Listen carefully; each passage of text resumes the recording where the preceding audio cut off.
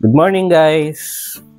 Welcome back sa ating channel, and for today, ang gagawin nating tutorial is about the coin slot ulit. Since marami nagtatanong ng iba't ibang setup ng ating coin slot for their vending machines, so ginagawa natin yan ng tutorials para magkaroon ng reference yung mga nagbi-build ng mga vending machines. So mostly ginagamit nila ito pang business and yung iba pang project sa school. So for today, ang gagawin natin is lalagyan na natin ng settings page.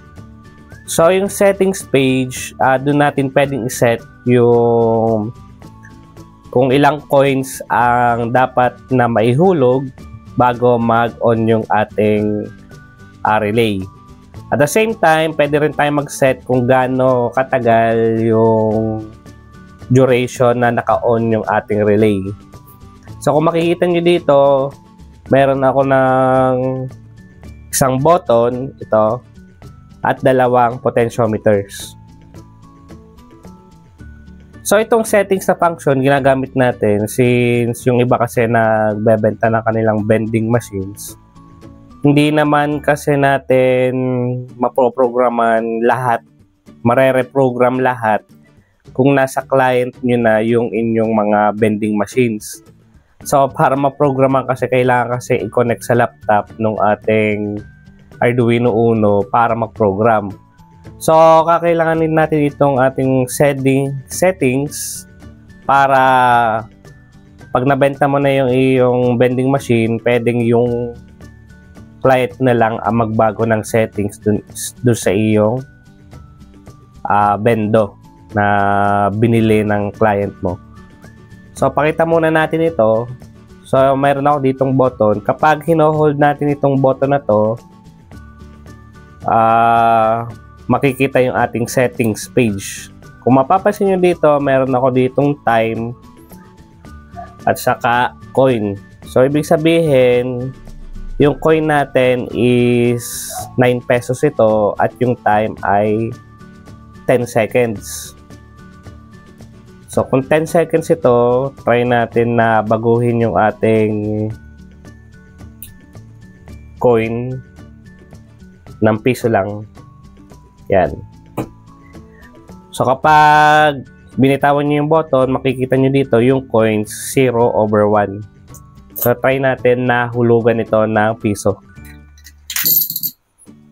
So, yan. Nagsimula siya sa 10 seconds remaining. Hintayin lang natin siya. And then, time's up. So, kung hindi nyo pa napapanood yung tutorial na last natin, yun yung ating minodify na code para ma-set up natin itong settings page na to. Kung mapapansin nyo, yan. Makikita nyo na yan dyan. 20 and 1 pesos yung pinaka-minimum. Pero mostly naman ng ating mga vending, naglalaro yan sa 5 piso hanggang 10 piso. So, set natin na 10 piso and then yung max nito, sinet natin na 10 seconds para sa video tutorial lang natin para mas maikli. Pero set natin ng 5. Set na rin na natin ng 5 ang ating coin. Okay guys. So kapag na-set up nyo na yan ng ganyan, pwede na siya yung bago niyang settings, yun na yung susundin ng ating system. So bago tayo magtuloy, ipakita ko lang itong ating diagram na makikita nyo sa inyong screen. Meron tayong buzzer dito, nakakonect sa pin 13 at saka yung ground niya nasa ground pin ng Arduino. Siyempre gumamit tayo ng 12 volts na power supply dito. So yung 12 volts natin, yun yung nagsusupply ng 12 volts sa ating coin slot, and then yung ground ng ating coin slot at ground ng ating Arduino, ground ng ating LCD, ng relay, ng ating mga potentiometer saka button. So common ground sila lahat, dapat connected ang ground nila. And then yung ating potentiometer, yung ating coin setting, nakakonekta yan sa pin A0. Saka yung time setting natin is nakakonect sa pin A1. So yung potentiometer natin, meron niyang tatlong pins. So yung isang pin natin naka-connect na dapat sa ground, ito yan. And then yung other side is naka-connect sa ating 5 volts ng ating Arduino. Be careful lang kayo guys sa pagko-connect nito kasi baka ma-connect nyo sa 12 volts. Kapag na-connect nyo kasi sa 12 volts, ang may bibigay na maximum ng ating potentiometer is 12 volts din. Essentially kasi voltage divider ito ang ating mga potentiometer. So, kung makapagpasok tayo ng 12 volts dito sa ating mga pins na to, maaaring masira yung ating Arduino board. Okay guys. At kung mapapansin nyo, yung aking signal ng aking universal coin slot, diretso yan sa pin 2. Nagamit kasi tayo ng interrupt. At wala na tayong mga resistor na ginagamit. Pati dito sa ating button, wala na tayong resistor. Kasi nagamit tayo na input pull up sa kanya. So, relay natin is 5 volts. And then, yung ating signal pin ng ating relay is pin 8. And then, yung ating signal pin ng ating button is yung ating pin 9. Yun lang yung binago natin sa diagram nung last na tutorial natin. Kasi yung last na tutorial natin, wala siyang settings. So, manual siyang i-reprogram kapag gusto nyong baguhin yung time niya at saka yung coin na required para gumana yung ating machine. So, dito naman sa ating code, meron tayong dinagdag na konti. Yung coin count natin, yan pa rin. Credit line. Itong credit line, hindi na natin masyado itong ginagamit. Ito yung minodify natin from the last mga video natin ng Universal Coin Slot. So, ang kailangan natin dito is yung credit threshold at saka yung time remaining halos. And then, yung ating relay nasa pin 8 at yung button natin nasa pin 9. Okay, naglagay din tayo ng bago, yung time set para makuha natin yung bago nating time mula doon sa ating potentiometer. So, pin 2 yung coin slot, input pull up pa rin siya. And button settings, input pull up pa rin siya.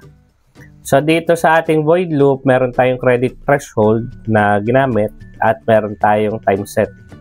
So, itong credit threshold natin, nag-analog read tayo dun sa ating potentiometer at niremap natin yung kanyang value. So, ang kanyang value is 0. From 0 to 1023, ang ginawa natin bagong value is negative 1 to 21. So, naglalagay ako ng konting allowance para hindi masyadong malikot ang value na ating potentiometer pag nasa dulo na siya. Pag pinipihit natin, di ba may dulo yon. So, ang sunod kong ginawa is kinonstrain ko siya na siya ay malilimit sa 1 at saka 20.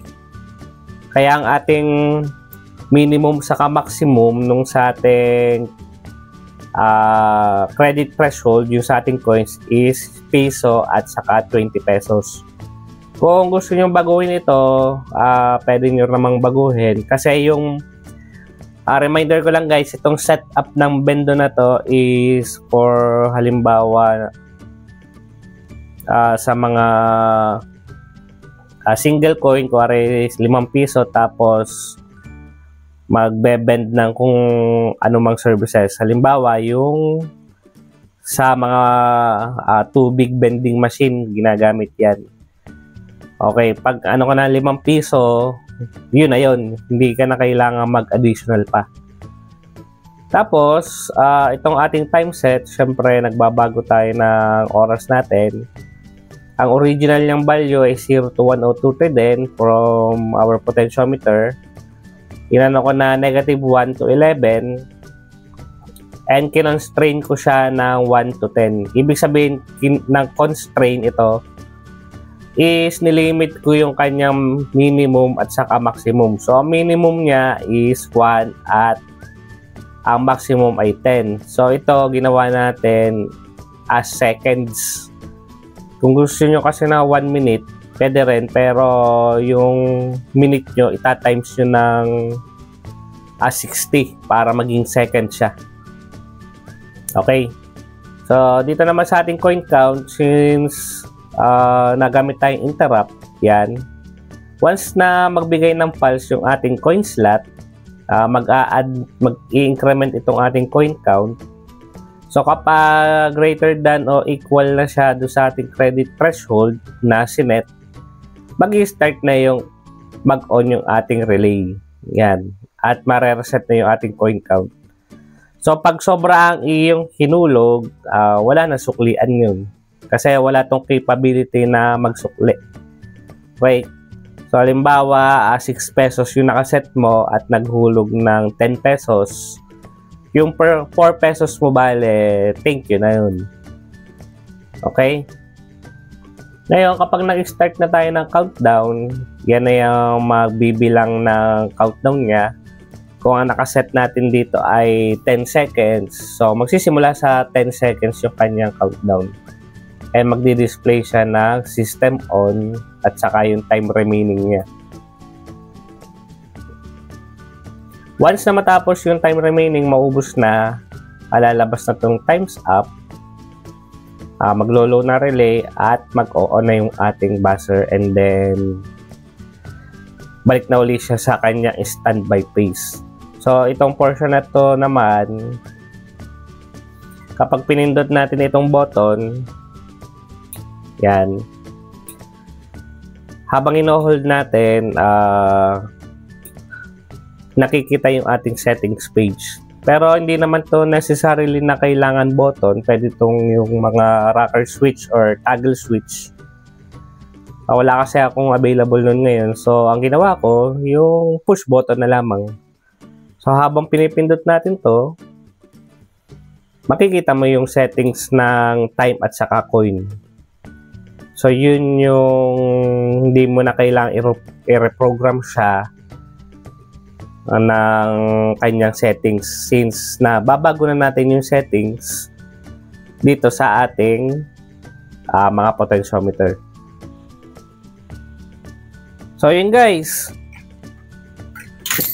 Huwag nyo kakalimutan mag-subscribe sa ating channel and i-share itong ating mga tutorials para pa sa mga nangangailangan at nangangailangan na ng kanilang tulong sa kanilang mga vending machines. Okay, bye-bye!